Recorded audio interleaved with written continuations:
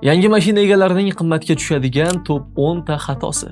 Avvalambor yangi mashina sotib olganingiz bilan sizni tabriklayman. Lekin hozir siz qiladigan ayrim xatolaringiz mashinangizni umrini 10 minglab kilometrga qisqartirishi mumkin.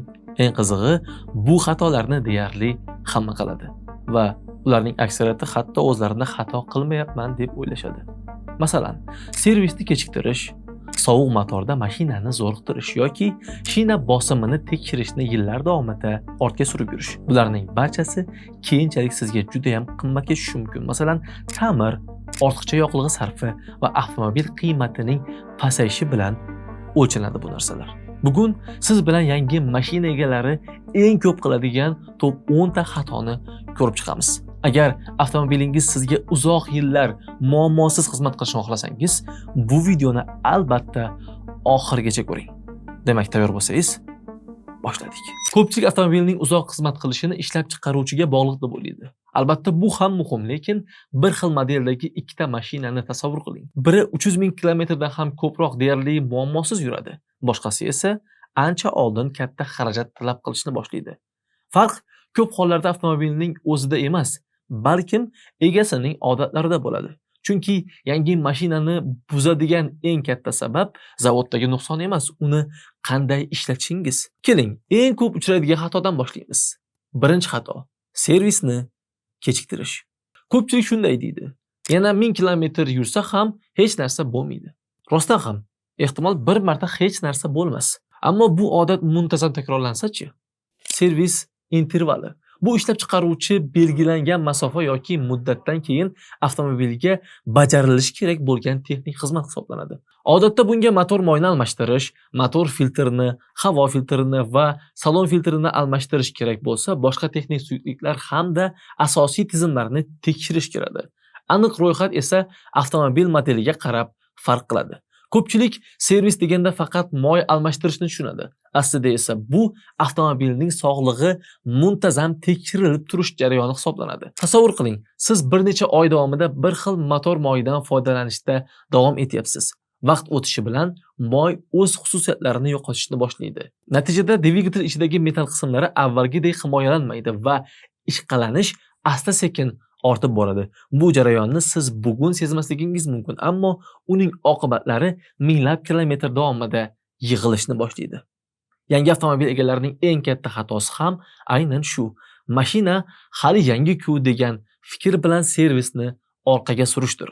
Aslida esa aynan yangi mashinaning uzoq xizmat qilishi ilk yillardagi to'g'ri parvarishga bog'liq bo'ladi.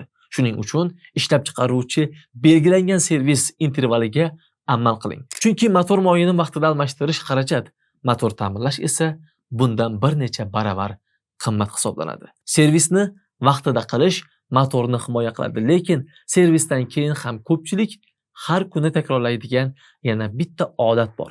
Aynan shu odat motorning xizmat muddatini sezilarli darajada qisqartirishi mumkin. Ikkinchi xato: sovuq motorda shoshilish. Ayniqsa ertalab shoshayotganimizda bitta odatni deyarli hammamiz takrorlaymiz. Mashinani ishga tushiramiz u birdan yurishni boshlaymiz. Ya'ni gazni bosib yurib ketamiz, hech qanday bir vaqt kutmaymiz, uni qizishini kutmaymiz. Ba'zilar esa motor qizib olsin deb o'ylab, joyida turib gaz berishni ham odat qilgan. Aslida bu ikkala usul ham to'g'ri emas. Motor bir kecha davomida ishlamagandan keyin uning ichidagi moyning katta qismi pastga oqib tushadi. Mashina ishga tushgach, moy yana barcha harakatlanuvchi qismlarga yetib borishi va normal holatga, haroratga kelishi uchun biroz vaqt kerak bo'ladi. Shu paytda siz motorni yuqori aylanishlarda ishlatsangiz yoki keskin tezlatsangiz, dvigatel hali maksimal himoyalanmagan holatda katta yuklama ostida ishlaydi. Bu esa uzoq muddatda uning eskirishini tezlatishi mumkin. Boshqa tomondan, mashinani 10-15 daqiqa joyida qizdirib turishning ham deyarli foydasi yo'q. Zamonaviy avtomobillar harakat davomida ancha tez va samarali ish haroratiga chiqadi. To'g'ri usul juda oddiy. Mashinani ishga tushiring, 20-30 soniya davomida barcha tizimlar ishga tushishiga imkon bering. Keyin yo'lga chiqing Lekin motor ish haroratiga yetguncha keskin tezlanishlardan va yuqori aylanishlarda haydashdan saqlaning. Birinchi bir necha daqiqalik ehtiyotkorlik haydash keyinchalik minglab kilometr xizmat qiladigan motor uchun eng yaxshi investitsiyalardan biri hisoblanadi. Yangi mashinani asrash ba'zan aynan shunday oddiy odatlardan boshlanadi. Motorni asraylik. Endi navbat yo'l bilan doimiy aloqada bo'ladigan yagona qism shinalarga. 3-xato: shina bosimini unutish. Ko'pchilik shina bosimini faqat g'ildirak ko'rinib qolsa yoki ogohlantirish chirog'i yonsa tekshiradi. Aslida esa bosim asta-sekin kamayib boradi va siz buni mashina boshqaruvida darrov sezmasligingiz ham mumkin. Shina bosimi me'yoridan past bo'lsa, g'ildirakning yo'l bilan tegib turadigan qismi o'zgaradi. Natijada mashina ko'proq yoqilg'i sarflaydi. Shinalar notekis yeyiladi va boshqaruv ham yomonlashadi. Ayniqsa favqulodda tormozlash yoki yomg'irli yo'lda bu ancha farq qiladi. Aksincha, bosimni me'yoridan ortiq qilib yuborish ham yaxshi emas. Bunday holatda shinaning markaziy qismi tezroq yeyiladi. Avtomobil qattiqroq harakatlanadi va yo'l bilan ilashish darajasi kamayishi mumkin. Eng qizig'i, bu muammoni hal qilish uchun sizdan katta xarajat ham talab qilinmaydi. Oyiga bir marta shinalar sovuq holatda bosimni tekshirishning o'zi kifoya. Kerakli bosim qiymatini esa aksariyat avtomobillarda haydovchi eshigi ustidagi stiker yoki foydalanish qo'llanmalaridan topishingiz mumkin bo'ladi. Juda ham oddiy, hech qanday qiyin joyi yo'q. Shina bosimini tekshirish uchun sizdan atigi bir necha daqiqa vaqt talab qilinadi. Lekin shu oddiy odat shinalarning xizmat muddatini anchagina uzaytiradi, yoqilg'ini tejaydi va eng muhimi, avtomobilni xavfsiz boshqarish imkoniyatini qo'lga kiritishingizga yordam beradi. Shinalar yo'l bilan bog'liq eng muhim qism, lekin avtomobilning yurishiga ta'sir qiladigan yana bir narsa bor. Bu unga qo'yayotgan yoqilg'ingiz. 4-xato: yoqilg'iga beparvolik. Yoqilg'i quyish juda oddiy ishdek tuyuladi, lekin aynan shu oddiy jarayonda ko'pchilik haydovchilar o'zi bilmagan holda avtomobilga zarar yetkazadigan odatlarni takrorlaydi. Masalan, panelda yoqilg'i chirog'i yonadi. Ko'pchilik esa yana bemalol yursam bo'ladi deb o'ylaydi. Xo'sh, bak deyarli bo'shab qolguncha ishlatadi. 1-2 marta bunday qilish darrov muammo tug'dirmasligi mumkin, ammo buni odatga aylantirish, yillar davomida qilib yurish tavsiya qilinmaydi. Chunki zamonaviy avtomobillarda yoqilg'i nasosi ko'pincha bak ichida joylashtirilgan bo'ladi va yoqilg'ining o'zi uni sovutish va normal ishlashiga yordam beradi. Yoqilg'ining sifatini ham e'tibordan chetda qoldirmaslik kerak. Narx arzon ekan deb noma'lum yoki ishonchsiz joydan yoqilg'i quyish keyinchalik qimmatga tushishi mumkin. Sifatli yoqilg'i avtomobilning yonilg'i tizimi va dvigatelining barqaror ishlashida muhim rol o'ynaydi. Bir qarashda bular juda mayda odatlardek ko'rinadi, lekin aynan shu odatlar yig'ilib borib, avtomobilingizning ishlashiga ham, kelajakdagi xarajatlariga ham sezilarli darajada ta'sir qiladi. Endi mashina to'g'ri yoqilg'ida yurmoqda, lekin uni qanday haydashingiz ham kamida shunchalik muhim. 5-xato: tezlik to'siqlaridan uchib o'tish. Yangi mashina olganingizdan keyin hadoyi qismi haqida deyarli o'ylamaysiz. Chunki hammasi jim ishlayapti, hech qanday ovoz yo'q. Shu sababli ko'pchilik tezlik to'siqlaridan ham deyarli tezlikni kamaytirmasdan o'tib ketishadi. 1-2 marta shunday qilish albatta mashinani buzib qo'ymaydi, lekin buni har kuni takrorlash umuman boshqa masala. Har safar tezlik to'siqlaridan yuqori tezlikda o'tganingizda zarbaning asosiy qismi avtomobilning hadoyi tizimiga tushadi. Amortizatorlar, prujinalar, sharli tayanchlar va boshqa detallar muntazam ravishda ortiqcha yuklama ostida ishlaydi. Balki bugun hech narsani sezmassiz, ammo vaqt o'tishi bilan salon ichida mayda shovqinlar paydo bo'lishi, yuqori qismi taqqillay boshlashi yoki ayrim detallarni odatdagidan ancha oldin almashtirishga to'g'ri kelishi mumkin. Shuni ham unutmangki, tezlik to'siqlari mashinani silkitish uchun emas, tezlikni pasaytirish uchun quriladi. Shuning uchun tezlik to'sig'iga yaqinlashgan paytingizda oldindan tezlikni kamaytiring va undan sokinlik bilan o'tib keting. Bu sizga atigi bir necha soniyaga tushadi xolos. Evaziga bo'lsa avtomobilingizni hadoyi qismi sizga uzoqroq xizmat qilib beradi. Qiziq tomoni shundaki, ba'zida mashinani ko'p haydash emas, aksincha umuman haydamaslik ham sizga ancha qimmatga tushishi mumkin. 6-xato: mashinani uzoq vaqt davomida haydamaslik. Ko'pchilik shunday o'ylaydi. Mashina garajda turibdi, demak, eskirmaydi. Aslida esa bu juda ham noto'g'ri fikr. Avtomobil faqat yurganda emas, balki uzoq vaqt harakatsiz turganda ham asta-sekin eskirishni boshlaydi. Masalan, bir necha hafta yoki oy davomida mashina umuman haydalmaganda akkumulyatorning zaryadi kamayadi. Bir kuni kerak bo'lib qolganda esa mashina umuman ishga tushmay qolishi ham mumkin. Bundan tashqari, bir joyda uzoq vaqt turgan shinalar doim bir nuqtada bosim ostida qoladi. Tormoz disklari yuzasida zang paydo bo'lishi mumkin. Ayrim rezina detallari ham vaqt o'tishi bilan o'z elastikligini yo'qota boshlaydi. Avtomobil uzoq vaqt ishlatilmasa, motor moyi va boshqa texnik suyuqliklar ham tizim bo'ylab aylanmaydi. Harakat paytida esa ular barcha kerakli qismlarni moylab, normal ishlashiga yordam berib turardi. Albatta, har kuni mashina haydashingiz shart emas. Lekin agar avtomobildan uzoq vaqt davomida foydalanmayotgan bo'lsangiz, vaqti bilan uni ishga tushirib, 15-20 daqiqa haydab kelish foydali odat hisoblanadi. Shunda akkumulyator zaryadlanadi, texnik suyuqliklar aylanishi davom etadi va asosiy qismlar ish holatini saqlab qoladi. Xulosa shuki, avtomobil harakat uchun yaratilgan. Uni oylar davomida qoldirib qo'yish esa uni asrash emas, aksincha asta-sekin eskirtirishdir. Avtomobil uzoq xizmat qilishi uchun uni vaqti bilan harakatlantirish juda ham muhim hisoblanadi, lekin uni noto'g'ri ishlatishning yana bir usuli bor. Bu xatoni ayniqsa uzoq safarga chiqqanda yoki ko'chish paytida ko'pchilik qilishadi. 7-xato: mashinaga ortiqcha yuk ortish.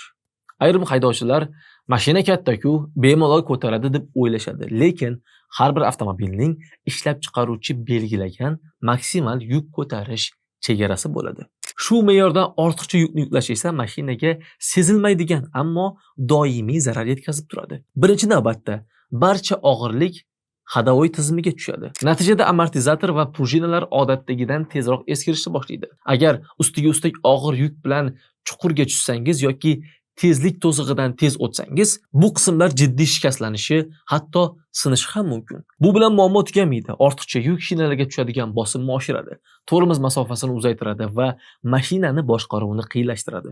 Bundan tashqari, motor ham ko'proq kuch bilan ishlaydi. Natijada yoqilg'i sarfi ortadi. Albatta, ba'zida ko'p yuk tashishga to'g'ri keladi, lekin bu odatga aylanmasligi kerak. Ayniqsa, uzoq safarga chiqayotgan bo'lsangiz, mashinangizga keragidan ortiq yuk ortmaslikka harakat qiling. Xulosa shuki, avtomobil katta ko'ringani bilan cheksiz yuk ko'tarishga mo'ljallanmagan. Keragidan ortiq yuk bugun muammo tug'dirmasligi mumkin, lekin vaqt o'tishi bilan qimmat ta'mirga sabab bo'lishi mumkin. Mashinaga zarar faqat motor, shina yoki hadovoy tizimiga yetmaydi. Ko'pchilik umuman e'tibor bermaydigan yana bir tizim bor. Uni noto'g'ri ishlatish dastlab sezilmasligi mumkin, lekin vaqt o'tishi bilan bu ham qo'shimcha xarajatga sabab bo'ladi. Gap konditsioner tizimi haqida ketmoqda. 8-xato: konditsionerdan noto'g'ri foydalanish. Ko'pchilik konditsionerdan faqat yozda foydalanadi, lekin undan qanday foydalansangiz ham tizimning xizmat muddati va samaradorligiga ta'sir qiladi.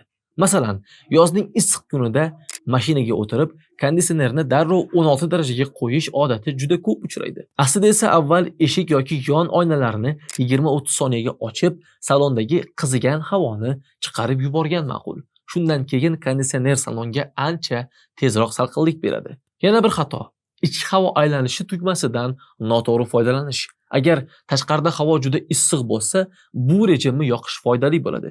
Chunki konditsioner tashqaridagi issiq havoni emas, salondagi allaqachon soviy boshlagan havoni aylantiradi. Natijada salon tezroq soviydi va tizimga ham ortiqcha yuk tushmaydi. Lekin oynalar bug'lanayotgan bo'lsa, bu rejimni doim yoqib yurish to'g'ri emas. Bunday paytda tashqaridan toza havo kirishi oynalarning tezroq ochilishiga yordam beradi. Yana bir muhim narsa bu salon filtri. U o'z vaqtida almashtirilmasa, havo oqimi kamayadi, konditsionerning samaradorligi pasayadi va salonda yoqimsiz hid paydo bo'lishi mumkin. Ko'pchilik qish faslida konditsionerni umuman yoqmaydi. Aslida uni vaqti bilan bir necha daqiqaga ishlatib turish foydali bo'ladi. Bu tizimning normallashishiga yordam beradi va nam havoda oynalarning bug'lanishini ham tez bartaraf etadi. Xulosa shuki, konditsioner faqat yozgi qulaylik emas, uni to'g'ri ishlatish saloningizni tezroq sovutadi, tizimni samarali ishlashiga yordam beradi va keyinchalik ortiqcha xarajatlarni oldini oladi. 9-xato: mashinani noto'g'ri yuvish. Ko'pchilik mashinasini toza saqlashga harakat qiladi, lekin ba'zan aynan shu harakatning o'zi avtomobilga zarar yetkazadi. Masalan, chang bosgan kuzovni suv sepmasdan quruq latta bilan artish.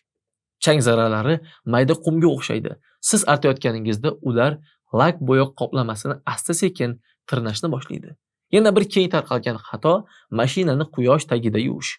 Bunday paytda suv va yuvish vositasi tez quriydi. Natijada kuzovda dog'lar qolishi mumkin. Yuvishda oddiy matodan foydalanish ham tavsiya etilmaydi. Mikrofiber mato esa yuzaga ancha ehtiyotkor munosabatda bo'ladi va mayda tirnalishlar paydo bo'lishi xavfini kamaytiradi. Bir marta noto'g'ri yuvish katta muammo tug'dirmasligi mumkin. Agar bu odat yillar davomida takrorlansa, avtomobilning jilosi yo'qolishni boshlaydi. Mayda tirnalishlar ko'payadi va keyinchalik uni sotayotgan paytingizda ham narxiga ta'sir qilishi mumkin. Shuning uchun mashinani tez yuvish emas, to'g'ri yuvish muhim hisoblanadi. Bir necha daqiqa tejash keyinchalik qimmat polirovka yoki bo'yash xarajatiga ham sabab bo'lishi mumkin. Avtomobilga to'g'ri qarash muhim. Lekin ba'zida eng katta xato uni qanday haydashimizda emas, ta'mirlash paytidagi qilgan tanlovimizda bo'ladi. 10-xato: arzon ehtiyot qismlarini tanlash. Mashina ta'mirlash vaqti kelganda ko'pchilik arzonrog'ini qo'ya qoling deydi. Balki o'sha paytda biroz pul tejayotgan bo'lishingiz mumkin, lekin keyinchalik bu qaror sizga bundan ham qimmatga tushishi mumkin. Masalan, sifatsiz moy filtri motorni yetarli darajada himoya qilmaydi. Arzon tormoz kolodkalarni tez yeyishi yoki tormoz samaradorligini pasaytirishi mumkin. Sifatsiz ehtiyot qismlar esa ba'zan faqat o'zi emas, yonidagi boshqa detallarni ham ishdan chiqaradi. Shuning uchun ehtiyot qism tanlayotgan paytingizda faqat narxiga emas, sifatiga ham e'tibor bering. Ishlab chiqaruvchi tavsiya qilgan yoki ishonchli brendlarning mahsulotlarini tanlash uzoq muddatga ancha foyda beradi. Unutmang, avtomobilingizni har bir detali bir-biri bilan bog'liq. Bitta sifatsiz detal keyinchalik bir nechta qismlarni ta'mirlashga sabab bo'lishi ham mumkin. Xulosa shuki, arzon xarid har doim ham tejamkorlik degani emas. Ba'zan bugun tejagan pulingiz ertaga undan bir necha barobar ko'p xarajat bo'lib qaytishi mumkin. Video davomida ko'rganingizdek, yangi avtomobilga zarar yetkazadigan xatolarning aksariyatini juda oddiy xatolar ekanligini ko'rish mumkin. Lekin bitta narsani unutmang. Avtomobilni uzoq yillar muammosiz ishlashi faqat uni qanday haydashingizga emas, boshidan qanday avtomobil tanlashingizga ham bog'liq. Masalan, zamonaviy elektromobillar va gibrid avtomobillarda motor moyini almashtirish yoki moy filtri kabi xarajatlar umuman bo'lmaydi. Bu esa mashinadan foydalanishni yanada qulay qiladi. Agar siz ham yangi avtomobil olishni rejalashtirayotgan bo'lsangiz, B-Group sizga bu tanlovda yordam beradi. Biz orqali O'zbekistondagi rasmiy dilerlardan yangi elektromobil, gibrid yoki ichki yonuv dvigatelli avtomobillarni nasiya savdoga ham xarid qilishingiz mumkin bo'ladi. Qaysi avtomobil sizning ehtiyojingiz va budjetingizga mos kelishini aniqlashda ham mutaxassislarimiz sizga beminnat yordam berishadi. Shunda siz nafaqat bugun to'g'ri tanlov qilasiz, balki keyinchalik ortiqcha xarajatlarning ham oldini olgan hisoblanasiz. Agar video sizga foydali, manfaatli bo'lgan bo'lsa, like bosishni va kanalga obuna bo'lishni unutmang. Keyingi videolarda ko'rishguncha salomat bo'ling.